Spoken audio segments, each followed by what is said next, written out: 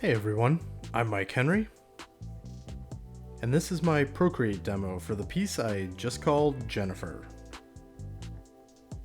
So this was the third in a series of pieces. You've already seen two of the other ones on the channel, and the entire premise of them was to do three different women with a pink background, kind of like slightly synth-wavy, synth-poppy kind of like colors, and then have them be heavily tattooed. Just straight up feel-good illustrations that were fun to do, nothing really beyond that. The thing that's always really fun about any type of piece that has characters with lots of tattoos, if you're going for some sort of tattoo authenticity, is that you have to come up with a lot of designs. It kind of depends. It depends on the type of tattoo that you're going for. In terms of real-world tattoos, there's lots of different genres. Additionally, if you're going for something maybe that's more fantasy, you might just kind of have more fun with it and not worry about some specifics. For me, it's always important to try and do something that at least feels semi-real. Now, with these pieces, their palettes alone are very different than real-world palettes. They've all got this sort of like pink influence, as well as just different colors entirely for like hair color.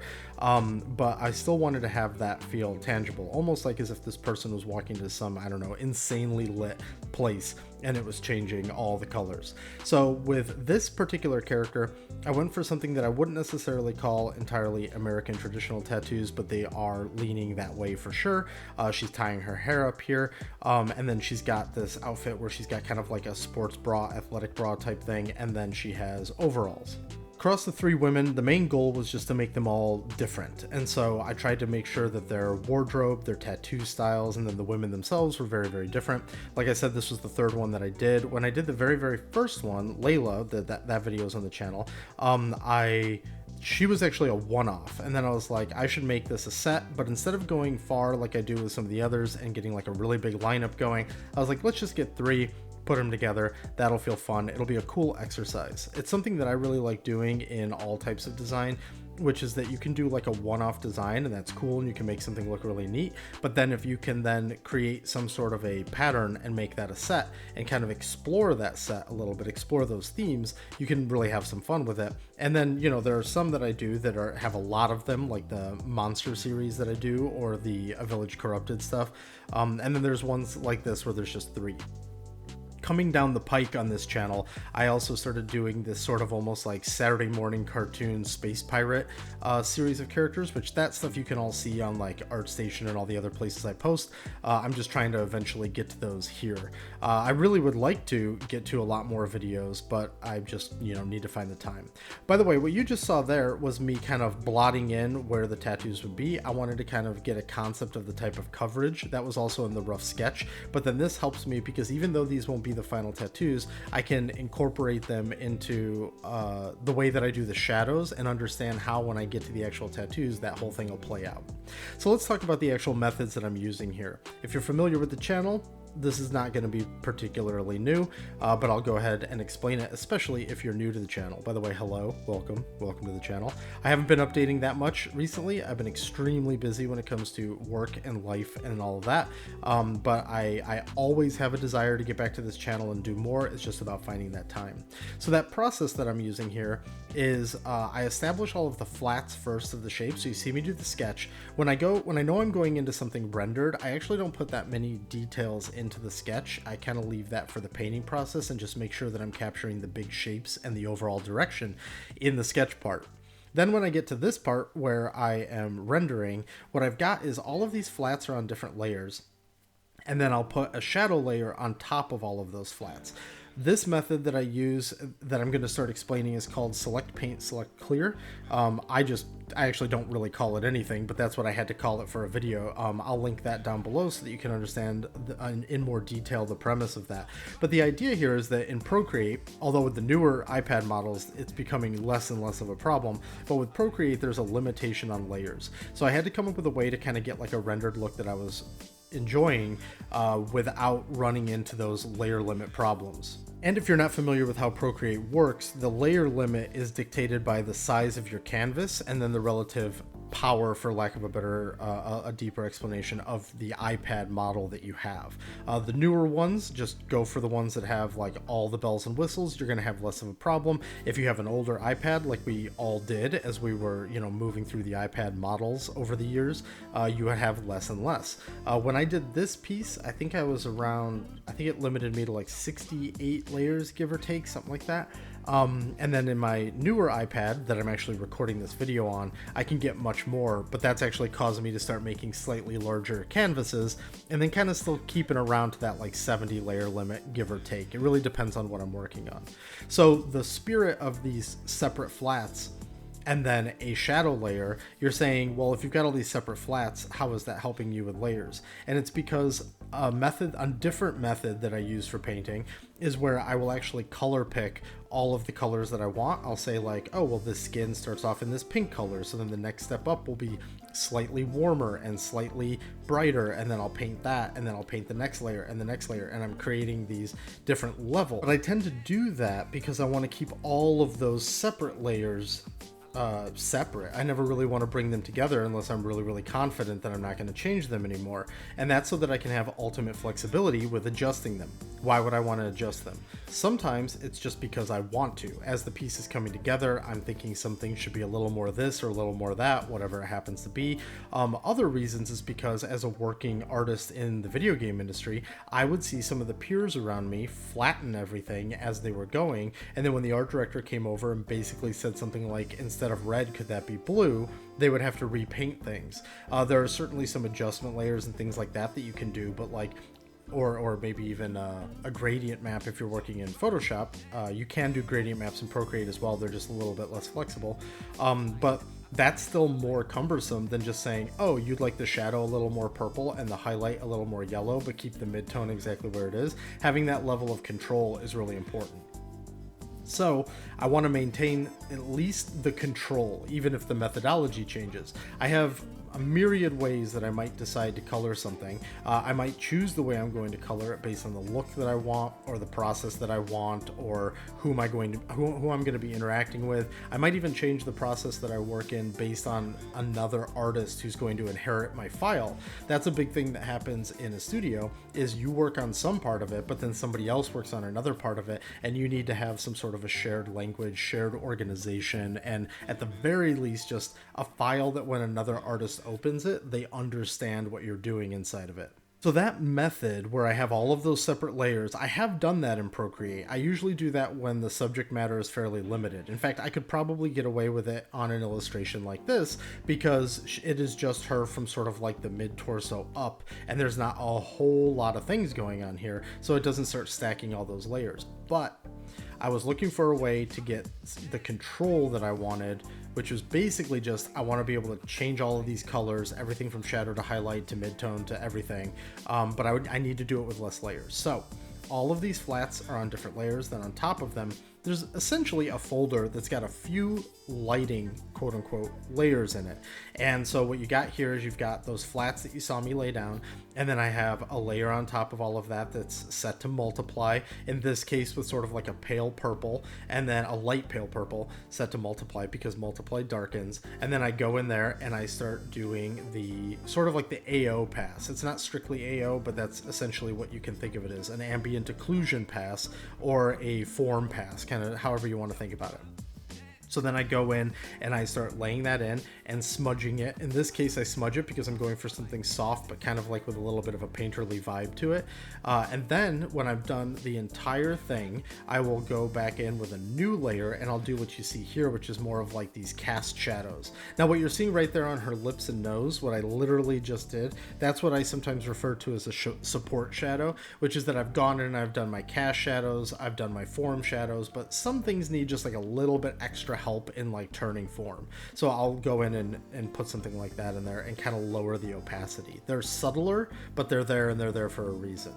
Reason that I call the method select paint select clear is because what I do is I go to the layer with the flat that's on the bottommost layer, I select it, so now I've got a selection. I go back to that shadow layer, I start painting in all of whatever I'm painting, whether it's a cast layer or a cast shadow layer or an ambient occlusion layer. I paint all of that in.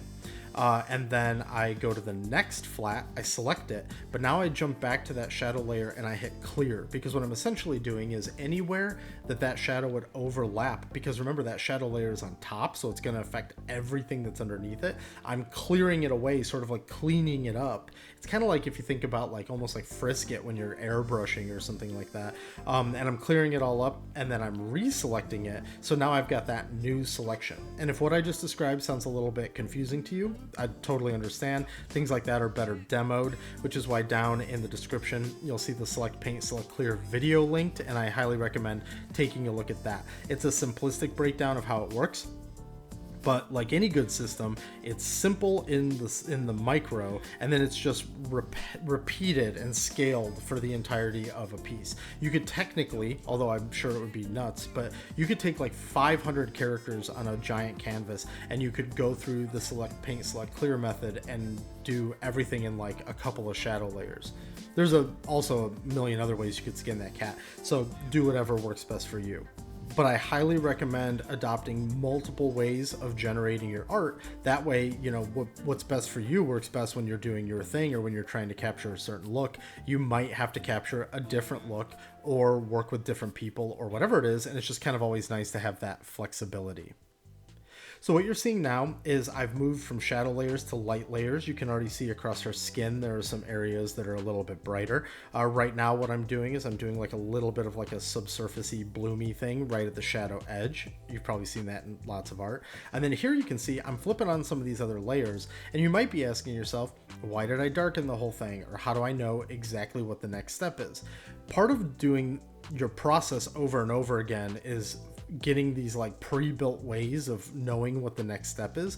But in the case of this, it's the third one in a series, and to try and maintain that consistency, I have like the same treatment kind of on every one of them. So every one of the women in these pieces, they're all lit very similarly with this kind of like pale purpley pink darkening across them, and then there's that pink rim light coming from the background, and that's just kind of what the setup is for all these. Oh, there you go. So right there I was bringing in other pieces to reference them so you could see what the other two pieces were right there. But again, they're all on the channel, you can go see them.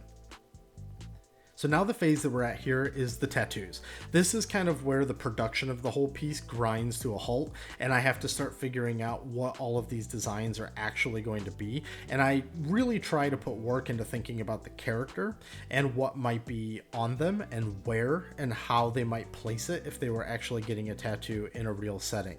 I actually kind of get really crazy about the way tattoos are in like art or media sometimes. I'm not a tattoo artist, but I have lots of tattoos. I've designed a lot of my own tattoos, and while I try not to be like a snob about it, when I go to do it in my own work, I try to make sure that it's like I'm really on top of it, basically. So what you see here, the very first tattoo that you see, is actually a tattoo that I have, although all the tattoos that she's going to get are going to be just like black line. I think I do a little bit of like what might be a gray tone or something like that, but a lot of that particular one is actually on me, but it's got some color in it. There's a couple of tattoos actually on her in this piece that I have, because sometimes when I'm in the middle of doing these pieces and I'm trying to come up with like 15 tattoos for the character and I want them all to be semi well thought out, sometimes I just go, I got that one laying around. So you can see there's that Pee Wee Herman tattoo on her wrist. I actually have that tattoo almost in the exact same spot.